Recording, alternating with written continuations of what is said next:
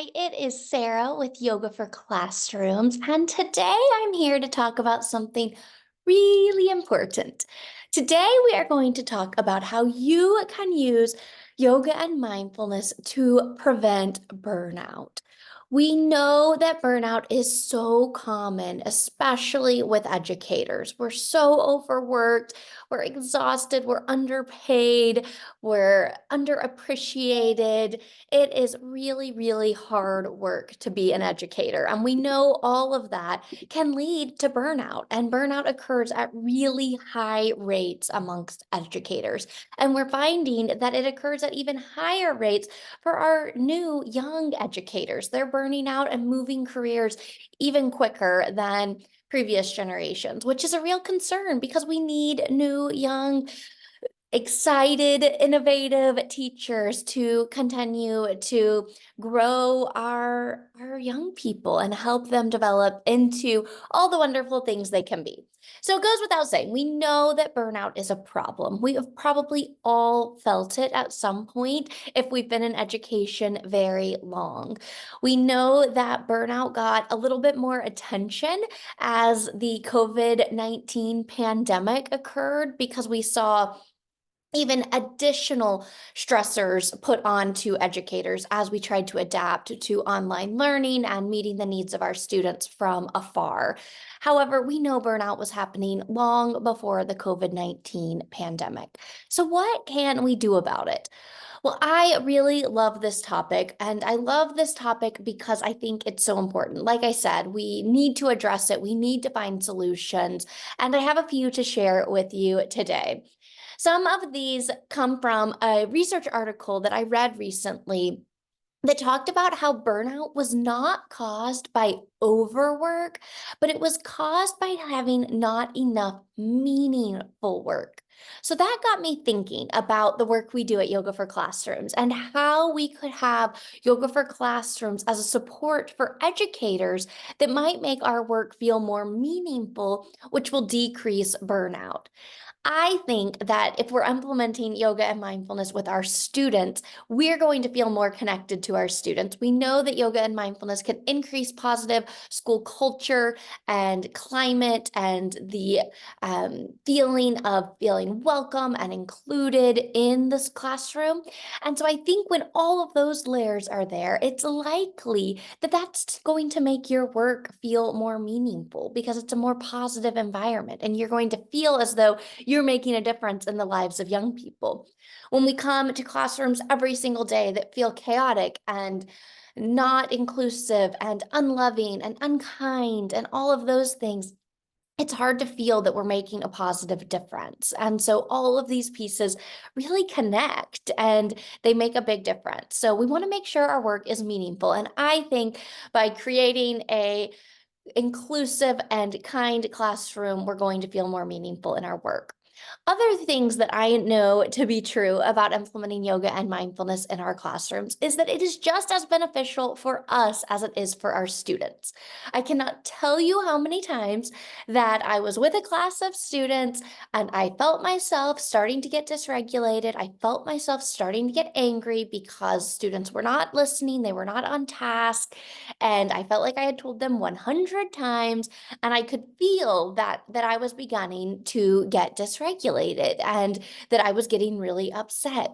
And as I got better and used yoga for classrooms more and more, I found that every time I started to feel that feeling, I grabbed my yoga for classrooms card deck because I knew I could just open it, pull one out, a random one, bunny breath. I think we need to do bunny breath. And then I would just read the script on the back and implement it with the class. Not only did it bring us back together as a class because everyone was off task and everyone was being disruptive, it brought us back together. But guess what else was happening? I was doing bunny breath. right? And I was really the one who needed it most in that moment. And I would always reflect with students about that after that happened. I would make sure they understood what I was feeling before we did the breathing break and then after the breathing break. I wanted them to see that I was human and that I was struggling, but that I have tools to use when I'm struggling. And those tools can really help to reset, refocus, and then carry on in a more productive way. So those little breaks with our class, goodness, they're beneficial for our students, but they are so beneficial for us as well. And it's not only if your students are being disruptive or if you're starting to feel frustrated or dysregulated. Even when I would be feeling like lethargic after lunch, or, it'd been a late night the night before, and so I was feeling a little more tired than usual. I would do the same thing to help energize myself. I pulled bunny breath on accident, just by chance a second ago. Bunny breath is an excellent energizing, quick mindful moment. And so bunny breath was a very common one I would do if it was, a Friday morning and it had been a long week and I was really tired. I would notice the students were feeling that way. I knew I was feeling that way. And we would start off with that energizing breath to benefit all of us. So it is so beneficial for all of us. A couple of other ways that I think yoga and mindfulness can really help us to address burnout of educators is making sure that we're implementing these ideas in our staff interactions and our staff meetings and things like that as well. One of the schools I worked at started each staff meeting by, again, pulling a card and doing that quick mindful moment together. Sometimes it was a breathing technique, sometimes it was a seated posture, a standing posture, sometimes it was a relaxation script that we would read through, and just kind of a meditation that we would do together. But no matter what it was, it always started our staff meetings out just a little more mindful, which, if you've been in a staff meeting, you know that's important, right? The other cool thing about that when we did that as a school is we rotated which educators would read the script on the back of the card and would lead the mindful moment. So it gave educators an opportunity to practice with some of the cards and get more familiar with some of the cards. And that was really beneficial as well. We didn't require that educators do it if they weren't comfortable, but we just had a volunteer rotation and it worked out really well. Some teachers who were a little hesitant to start this work with their students felt more comfortable in our staff meetings, and then as they did that, they got more and more comfortable and started doing it with their students. So that is huge too. And while I'm talking staff meetings, I think it's really important to point out that there are a lot of mindfulness techniques that can be really beneficial to the work we do when collaborating and working as a team with our school staff. One of the ones that I absolutely love is the idea of nonviolent communication. Don't know if you've heard of it or not. If you do a quick Google search, you'll find all sorts of information. The school that I worked at worked really hard to train educators on using nonviolent communication to be more effective listeners and more effective talkers, and just to be more effective as a team. It was super beneficial. A couple of the key components of that are things like using I statements to describe how you're feeling. I'm feeling overwhelmed by all the responsibilities I have at school. Is there any way we can talk through a way to lessen these, or something like that? And it gave our teachers and our educators constructive ways to voice concerns, whether it was to our principal or to a district level leader or just to one another. But it gave us really effective tools to use in those times. We also implemented restorative conversations with one another. Sometimes we implement restorative practices as a school with students, teaching them how to resolve conflict in a restorative way.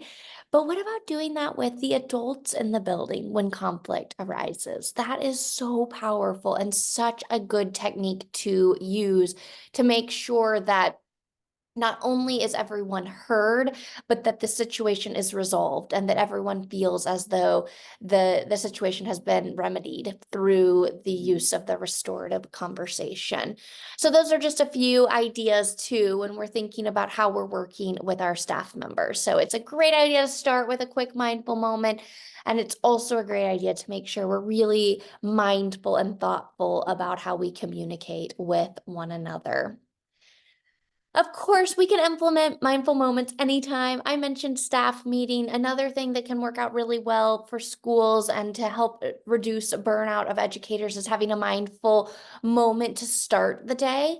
We know so often when we start our day, we're running to make some copies and refilling our coffee and doing some last minute planning, and then a parent pops in and all of a sudden we're late to pick up our students from the gym or wherever they are, and that's not always the best way to start our day in that escalated, really kind of chaotic way. And so just that moment of a brief mindful moment before we pick up the students, or as we're picking them up, or if we don't have time to do it before, then starting the day with them with a mindful moment. Again, modeling it for them, but knowing it's for us as well is super, super powerful. So I hope this gives you some ideas of how to use yoga and mindfulness to decrease burnout.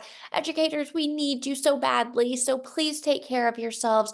Please try to implement these small but powerful changes in our days that help us to just feel a little more rejuvenated, a little more grateful for this beautiful job that we get to do every single day.